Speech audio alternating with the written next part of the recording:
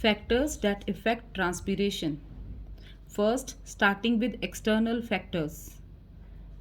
And in external factors, first is intensity of sunlight.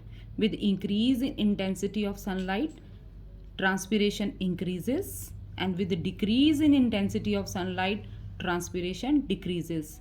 Transpiration is directly proportional to intensity of sunlight. Second is temperature.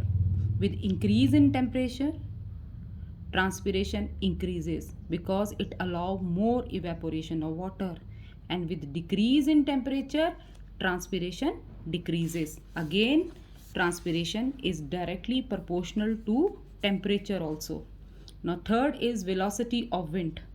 Transpiration increases with increase in velocity of wind and decreases with decrease in velocity of wind. Again, because wind blows water vapor in faster way, so that's why rate of transpiration is directly proportional to velocity of wind also.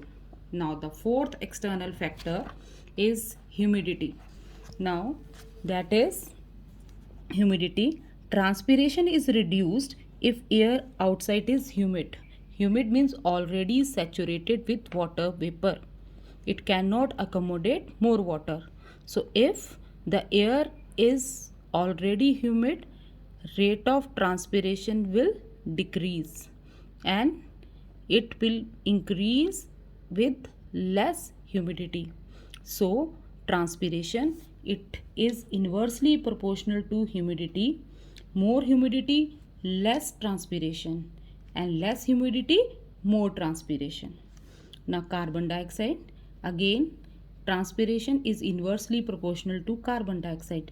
Increase in carbon dioxide level in outside air causes stomatal closure, means when there is more than 0.03% of carbon dioxide in the air, it results in closing of stomata, and with that transpiration also decreases. So with increase in carbon dioxide concentration, transpiration decrease, and with the decrease in carbon dioxide concentration, transpiration increases. Now last is atmospheric pressure. Rate of transpiration increases with the decrease in atmospheric pressure.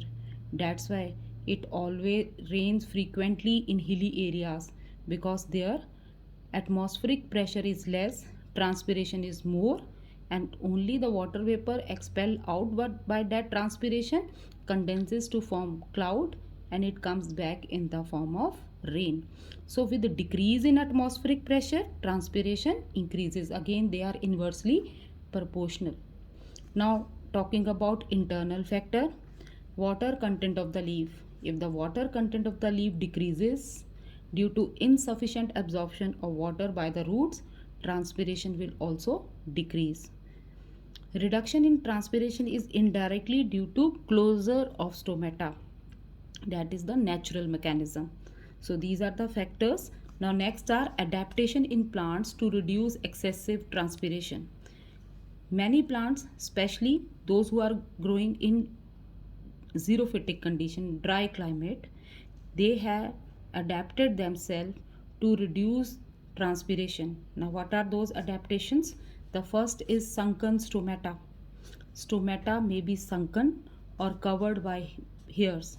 Just see, and this is very important. Name a plant with sunken stomata. Answer is Nerium.